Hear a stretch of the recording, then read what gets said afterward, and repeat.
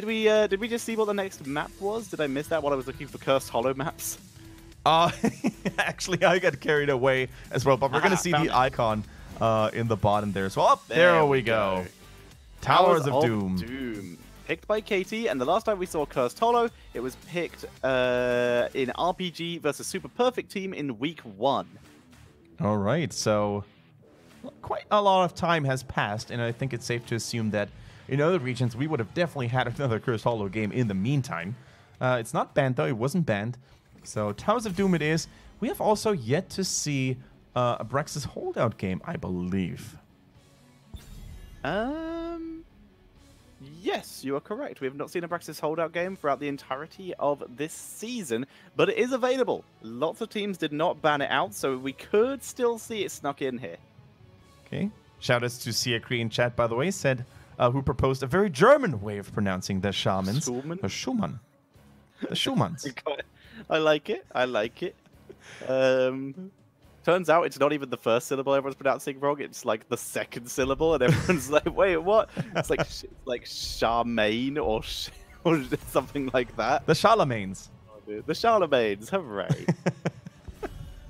All right then, Hammer. First ban by the A team. Immediate response with the Maiev. Starting off very standard in terms of the draft. Alrighty then. We see Maiev taking out the equation yet again. No surprise here. Now, to me, Tetra, the real question remains, is KT going to keep banning Illidan? And I saw a little bit of confusion early on. For some people, they were wondering, why do they keep banning Illidan? We don't understand. Please explain. And that is because the A team right now is the only team in the league that consistently plays Illidan.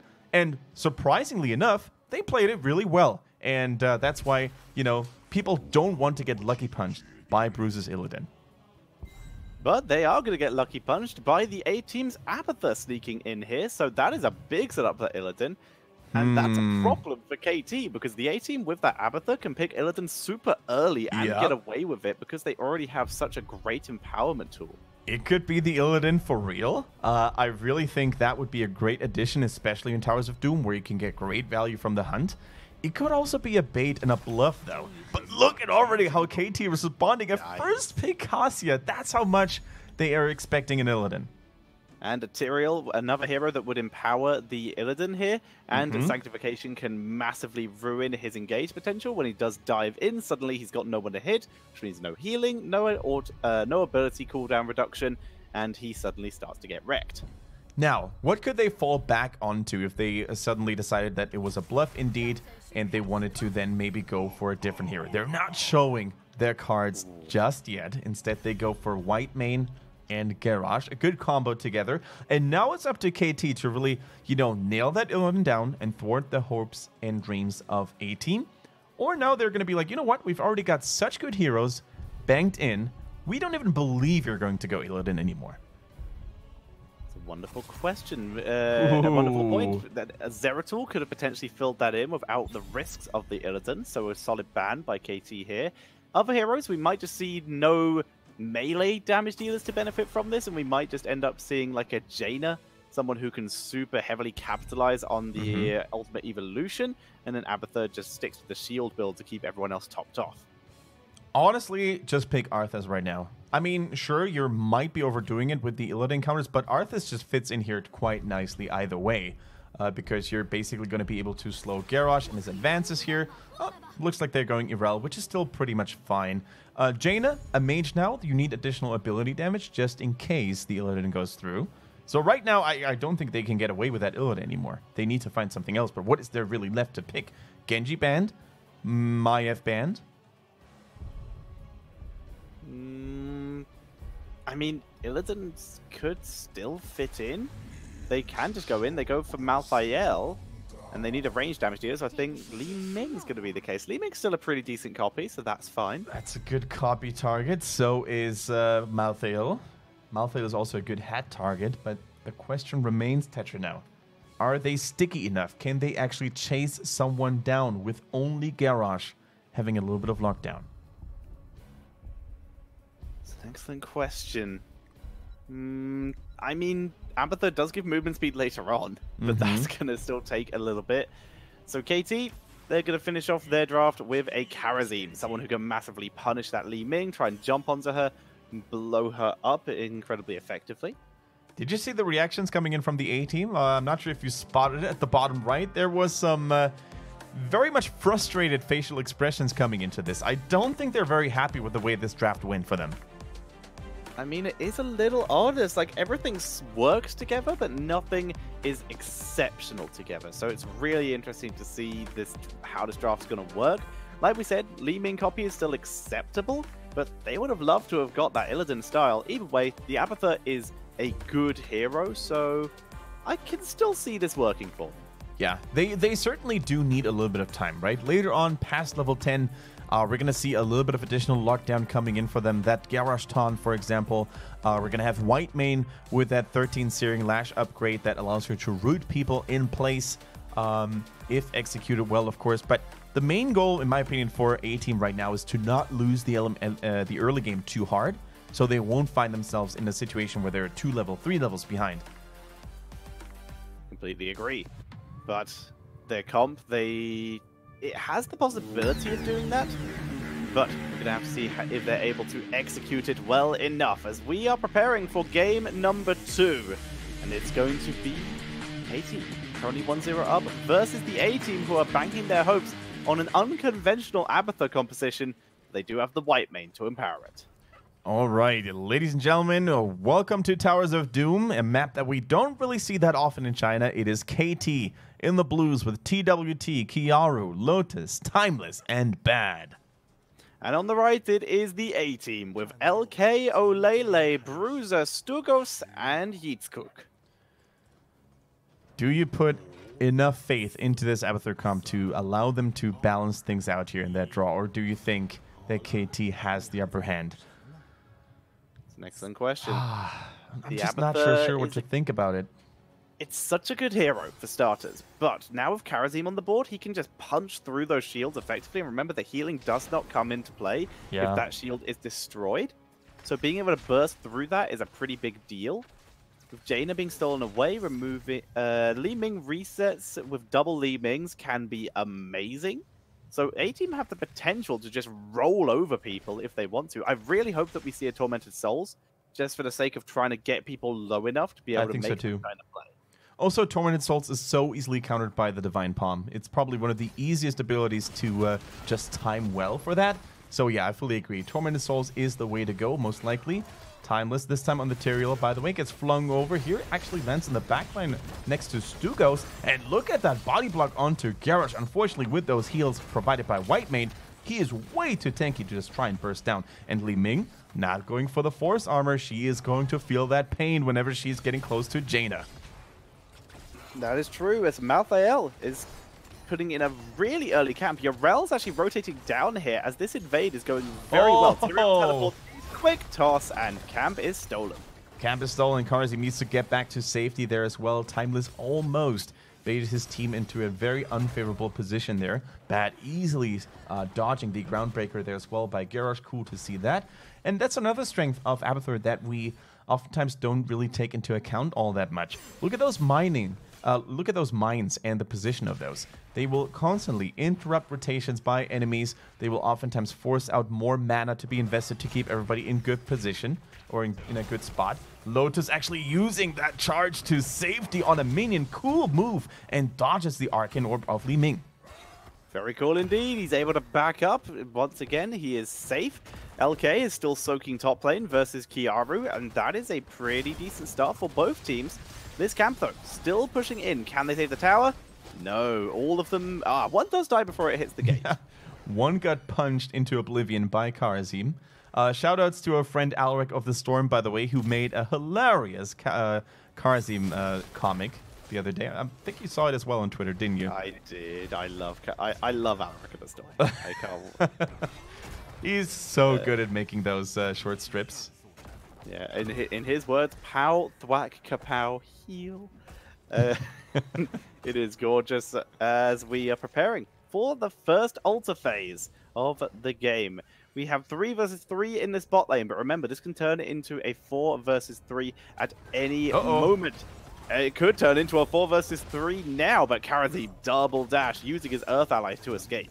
Yeah, quick and fancy. That's how TWT just got to safety there. Not really going for any risks there. Realized that he has to use the Earth ally as his longer cooldown ability here, but that is fine because if he would have died there, that would have been the altar for the enemy team for sure. Now, Urel is on the heels of Malthael, but because she doesn't have that increased mount speed, he's going to arrive a little slower here, actually going into that duel. 1 versus 1. 1 versus 2, actually, because Abathur cheats. Abathur can now need to join his team down in bot lane, though, as he was helping Malthael, which meant his team was a little member down. Garrosh being healed up basically to full by the Abathur here, so he's going to be massively prepared to rejoin in this fight. Time is favoring the A team. They do have that Abathur factor. That means Abathur could soak 1, even 2 lanes at the same time, and that's why they had to send Jaina into the middle, right? Now, all KT can do is just stall it out, delay it a little bit further, so they just won't give it up like that. Timeless in the meanwhile, though, dropping dangerously low in health. But the A-team, they are able to take the aggressive position here, and Jaina, though, has prevented Abathur from body soaking too effectively by being up here in the top lane, forcing him away. I hope she didn't push the minion wave. She did not. Perfect. Just body soaking. Very smart. Yeah, very smart. The reason why you do not want to push those minion waves, of course, is because you bring them then closer to Abathur's body range. And if you keep those minions close to your own buildings, then you force Abathur out, right? You bait him out. And sometimes you will catch the little slugger in an unfavorable position. Bruiser in trouble, keeps getting the heals, though, but it is not enough to keep him alive for now. The mercenary camp goes into the hands of KT. They're not done chasing yet. Either Itzcook falls, they might make it a triple against Stugos. They chase him down, getting the heals, by the way. Whitemane with no mana left escapes. Sometimes all it needs is a Searing Lash, and Tentra Searing Lash doesn't require any mana. So, really good, really good escape there, I think, by Whitemane. But you're right. If Whitemane is out of mana in those future team fights, she is going to be rendered quite useless. Now, oh, Lily, you're playing a dangerous game there, friend. Yeah, needs to be... He's dead. Never mind. I was about to say needs to teleport out, but absolutely no way. He gets taken down very quickly. And now then, how much more pushing potential can KT get out of this? They would love to be able to take a bell tower pre the next altar phase, especially seeing as it's the bottom one, and this would be easily the best set of the best bell tower to take, because it's also going to deny fountains to the enemy team. All right, when is A-team starting to show up here? Although they took a couple of losses, although they're behind in experience by quite a significant margin, they still have a little bit of a lead in terms of core HP. So they're probably just going to try to slow the bleeding here a little bit. They're going to wait for level 10, and with those copies, maybe then they can finally make something work. Look at Itzcook's positioning, though. He's trying to find Jaina in the backline, maybe even Lotus on that Cassia. Or is he just going to sit idly there and wait for the right time to strike? He's hovering nearby. Oh, Garrosh gets knocked back, drops the Indomitable very early. He was trying to get the toss onto Lotus, unable to do so, but he does complete Groundbreaker, which is always nice. That is always nice indeed. Healing coming through by Whitemane, really strong. You can see the synergy between those two. Now, the first altar already went in favor of KT. They're about to get level 10, so with Tyrael, with Cassia, with Jaina, all that long-distance poke that stands available for them, they can just, you know, delay and stall this out quite a bit here. Jaina is no more, or is she? There goes the heal, there goes the shield as well, and Bad is safe for now. Incredible Nice save. Very nice save indeed from Timeless and TWT, and as such, we do see level 10s coming online. Ardent Defender, Water Elemental, 7-sided. They're moving forward, looking to try and get Stugos here, and they just beat him up. Don't even use a heroic for that. Yeah, and once again, we see the lack of innate escape mechanisms of Whitemane being her greatest weakness. 7-sided for good measure. Oh boy. Popping the Garrosh to pieces as well. Even Abathur says, goodbye, old friend. And, that is not looking good at all for the 18 here. Nope, this is a big problem, and this is a bigger one as this bottom bell tower is going to be stolen away by KT. They continue to hold a solid lead here as they take down the bell tower, start grabbing sappers, and they're going to start pressuring the core.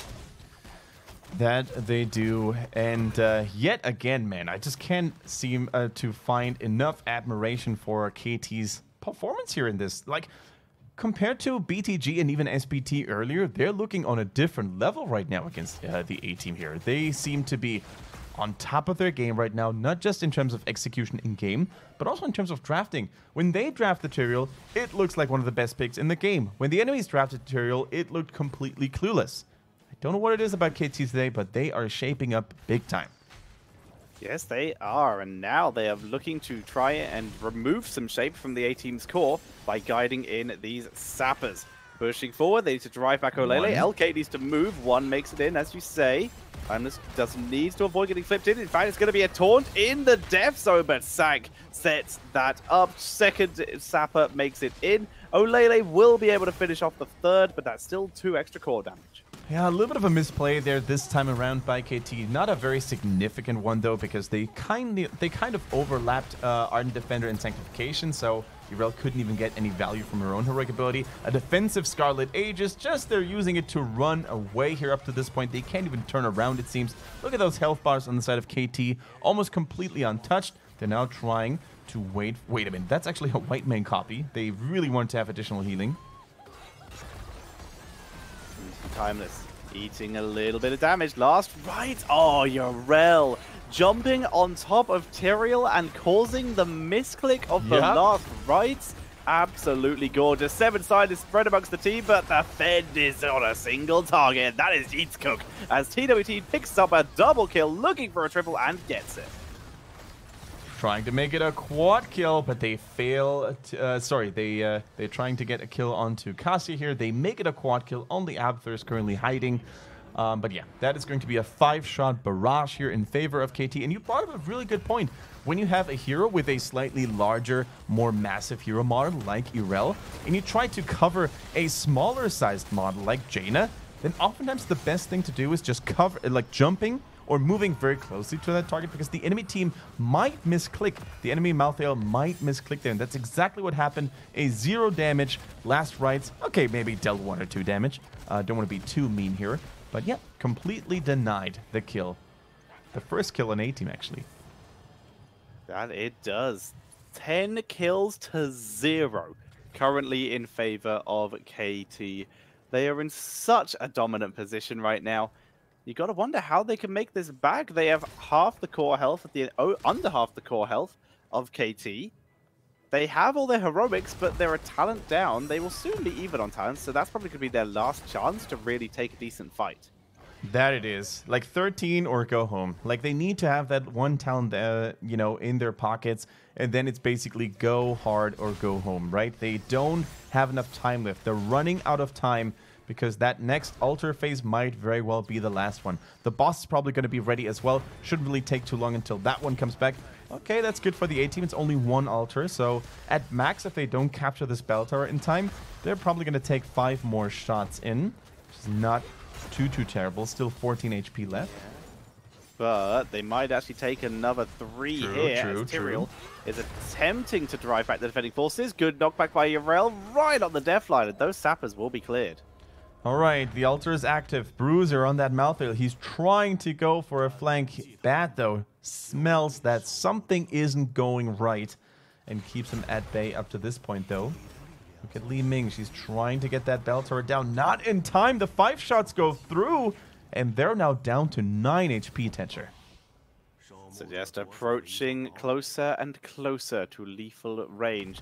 Regrabbing that bottom bell tower, though, is a pretty clutch. And Abathur immediately moves down there to get Locusts into that lane and start pushing that up. And the A-team even stealing their own sapper camps. I say stealing, grabbing their own sapper camps back to prevent it being stolen by KT and preventing that bottom bell tower going down again.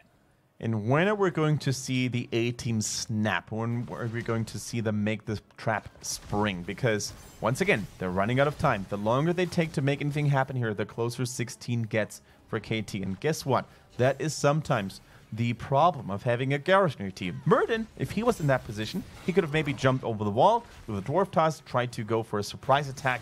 But with Garrosh, you only have that many tools available. And look at the movement speed granted by Tyrael's 11-7 talent, the Swift Retribution. It is just so easy right now for KT to kite their opponents around until the end of the game. This is exactly what they're trying to do. Water Elemental being dropped here is... I think Jaina's going to win this. actually. Oh, Okay, geez. Abathur's here now. Yeah, not anymore. Not anymore. No Last Ice Lord. rides, but Water Elemental. Get him. Get him. Double Malthael. Able to beat a single Jaina. Confirmed. Unfortunately, Bat was not able to accumulate enough damage yet to unlock the Ice Block, I believe. So otherwise, he could have totally shut that heroic ability down. Yes, that he did instead get taken out, given a last right stack over to the 18th Malthael. So Bruiser, he is going to be at least a little better at sniping heroes now, especially as we did not predict last Palm. Divine Palm was not picked. Okay, Bruiser capturing the bottom altar. That is already quite the relief here. They're not going to be able to stop the very left-hand side one. And look at the A-team, actually. They're on the back foot right now. KT is going in for that aggressive play. Abathur needs to be careful. Holding the line. Timeless takes a fair amount of damage. There's the Sank as they dive forward. Seven-sided, not much value, though. Dodged around. Yavrel dives deep. There comes the ball lightning onto the Aegis A-team, but the Aegis is not enough. They tank through. KT able to take the next 4 shots, unless they pick up more kills, in which case they might just try and get a bell tower first. Unable to do so. It's going to be 1 health. Actually, no. That Garrosh might have potentially lost his team the game here, but if he dies, that's the opportunity to try and grab a bell tower somewhere. Yeah, where could they take one? I'm not really sure how healthy the top lane still is in terms of towers, but they go for the middle regardless. I think they realized, you know what, it takes us too long with all those towers in the way. We're just going to go for that 1 HP core. But man, that body blocking was so sexy by Timeless. Easily one of the strongest mechanical players when it comes to do exactly those maneuvers. And Tetra, I just wanted to highlight, did you see how much damage that was on Malthael? Malthael has built-in self-heal. He had 40 armors from the Scarlet Aegis on Whitemane, and still, they just bursted him down. Yeah, Malthael's having pretty severe issues. You can see the Aegis actually went down after he died. Timing and positioning was not on their side there. As now we are seeing the A-team. 1 health left on the core, everything is lethal. The boss is currently immediate lethal, which is why they really should stop doing this camp right now and be at where the boss is. There's a Turiel. There's a Turiel in the enemy team. That could be a holy ground sanctification play. I'm not even sure if KT shouldn't try it. I mean, sure, all they need to do right now is basically prevent someone from dying early. There goes the protection. Turiel doesn't even care about that last right. He's now in the thick of things again, and they're pressuring absolutely everything on the side of A-team. Beautiful route by Jada, picking off the Whitemane. They move forward. He's cooked down as well. And that is going to be it. Li Ming picked off in the backline by Jada, winning the Mage Wars. And KT move on to the boss. And that is going to be a 2-0 in favor of Kudos Top. That last team fight was so cool to watch. I wish we had a replay ready, because from start to finish, Timeless with perfect positioning. The protection was just so real. They're so confident they don't even need Divine Palm by Karazim, right? Not in a single team fight did we have the impression, well, that Divine Palm could have maybe saved them. In quite the opposite case was true. The 7-sided pressured Garrosh every single time. And that was a solid game by KT with that 2-0, as we say. They gain 3 points. They move up to 6 points, 1 behind the A-team still, but they are putting themselves in a much better position to, 1, potentially escape that bottom 2 Crucible position, and 2, create some distance between themselves and Team Nut, who Team Nut will still probably have to play later today. I assume the match has just got swapped for some reason. Yep. We will find out soon. The Team Nut, they've got to play against RPG, who just 2-0'd BTG, the first team to do so.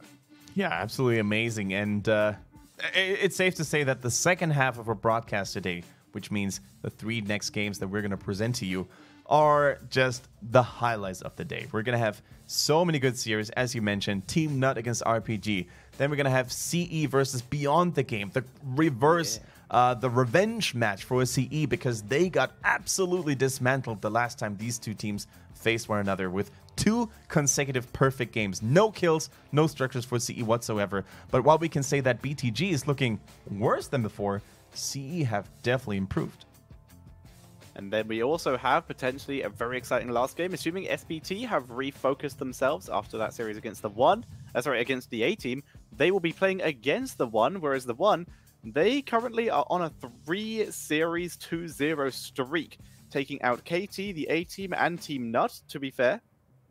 Excuse me, those are bottom of the table teams, but earlier on last week they took care of CE in a 1-1 as well, and they were able to score a 1-1 versus BTG, the first team to do so.